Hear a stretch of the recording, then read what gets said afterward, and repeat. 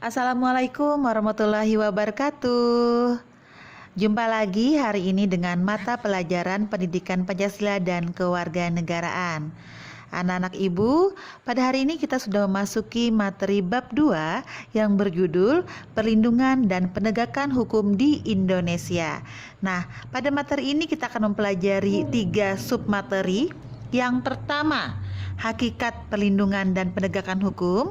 Yang kedua, peran lembaga penegak hukum dalam menjamin keadilan dan kedamaian. Dan yang ketiga, dinamika pelanggaran hukum.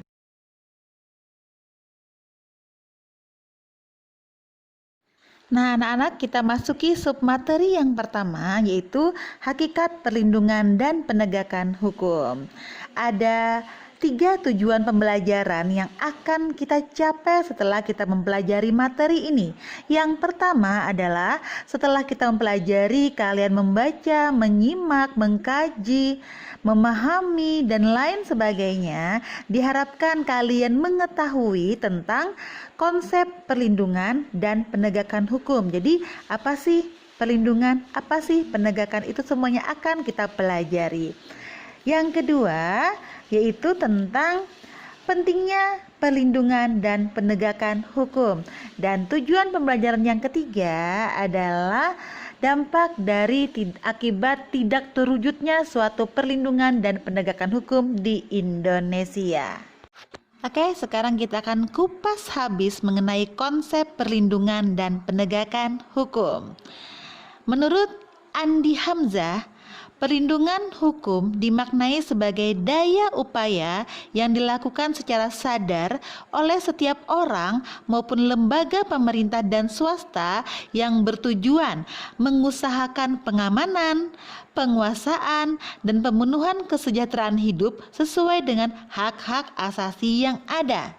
Nah, sedangkan menurut Simanjuntak mengartikan bahwa perlindungan hukum sebagai segala upaya pemerintah untuk menjamin adanya kepastian hukum serta memberi perlindungan kepada warganya agar hak-haknya sebagai seorang warga negara tidak dilanggar, dan bagi yang melanggarnya akan dapat dikenakan sanksi sesuai peraturan yang berlaku. Nah, dengan demikian, suatu perlindungan dapat dikatakan sebagai perlindungan hukum apabila mengandung unsur-unsur sebagai berikut. Yang pertama, adanya perlindungan dari pemerintah kepada warganya. Yang kedua, jaminan kepastian hukum. Yang ketiga, berkaitan dengan hak-hak warga negara. Dan yang keempat, adanya sanksi hukuman bagi pihak yang melanggarnya. Nah, jadi anak-anak, pada hakikatnya setiap orang berhak mendapatkan perlindungan dari hukum. Oleh karena itu, terdapat banyak macam perlindungan hukum. Dari sekian banyak jenis dan macam perlindungan hukum yang ada, kita paparkan tersebut. Itu tadi konsep mengenai perlindungan hukum. Anak-anak, hukum dapat secara efektif menjalankan fungsinya untuk melindungi kepentingan manusia apabila hukum tersebut ditegakkan. Dengan kata lain, perlindungan hukum akan dapat kita wujudkan apabila proses penegakan hukum dilaksanakan. Nah, apa sih yang dimaksud dengan proses penegakan hukum? Proses penegakan hukum merupakan salah satu upaya untuk menjadikan hukum sebagai pedoman dalam setiap perilaku masyarakat maupun aparat atau lembaga penegak hukum. Dengan kata lain, penegakan hukum merupakan upaya atau usaha-usaha yang dilakukan untuk melaksanakan ketentuan-ketentuan hukum dalam berbagai macam bidang kehidupan. Dan juga penegakan hukum merupakan syarat terwujudnya suatu perlindungan hukum. Nah, itu tadi penjelasan mengenai konsep perlindungan dan konsep penegakan hukum, terutama hukum yang ada di Indonesia.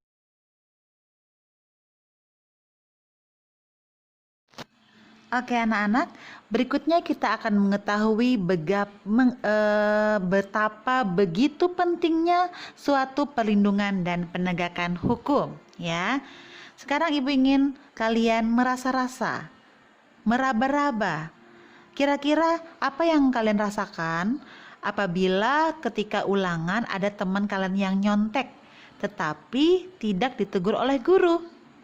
Atau apa yang kamu rasakan apabila orang tua tidak menegur anaknya yang melakukan kesalahan, apalagi kesalahan yang begitu fatal? Nah, bagaimana perasaan kamu? Silahkan kamu bayangkan sendiri, ya.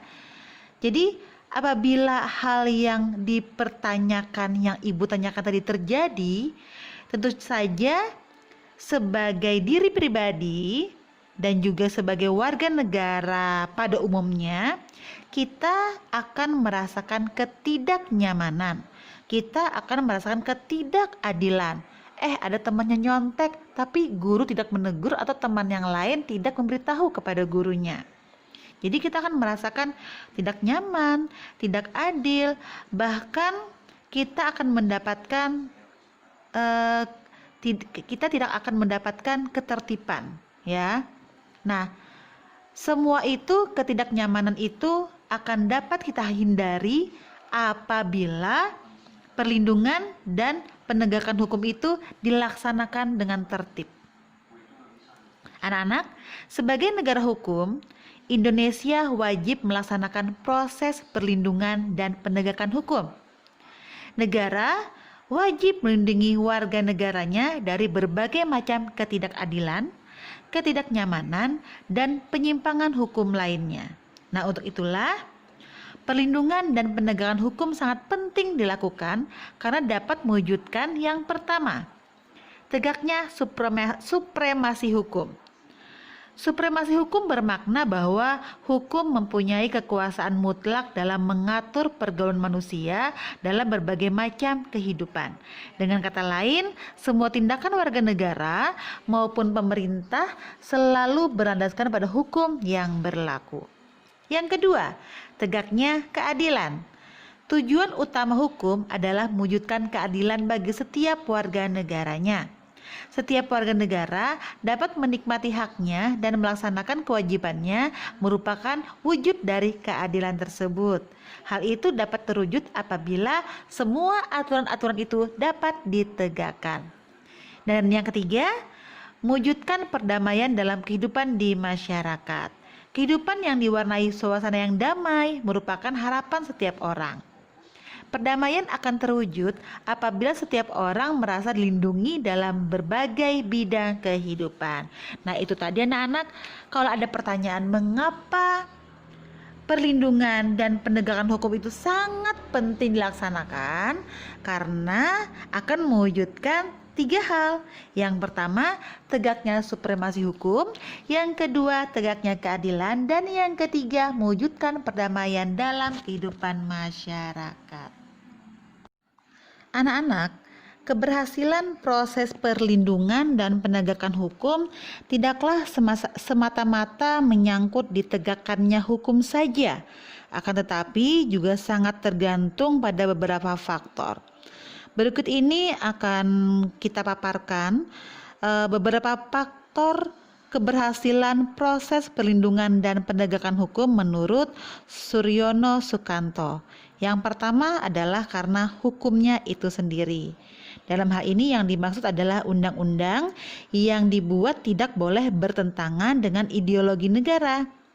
Selain itu, penyusunan undang-undang itu dibuat haruslah menurut ketentuan yang mengatur kewenangan pembuatan undang-undang sebagaimana diatur dalam konstitusi suatu negara. Faktor yang kedua adalah karena penegak hukumnya, yaitu pihak-pihak yang secara langsung terlibat dalam bidang penegakan hukum, ya. Yang ketiga adalah karena masyarakatnya, yaitu masyarakat lingkungan di mana hukum tersebut berlaku atau diterapkan.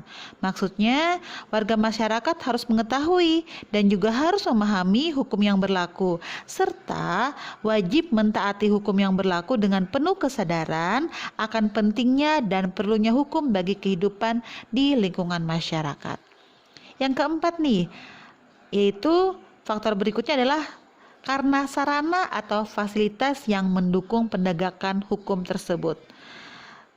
sarana atau fasilitas tersebut mencakup seperti tenaga manusia baik yang terdidik, terampil, terorganisasi dengan baik, kemudian ada peralatan yang memadai, keuangan yang cukup dan sebagainya. Yang terakhir, faktor kebudayaan, yakni sebagai hasil karya, cipta, dan rasa yang didasarkan pada karsa manusia di dalam pergaulan hidup.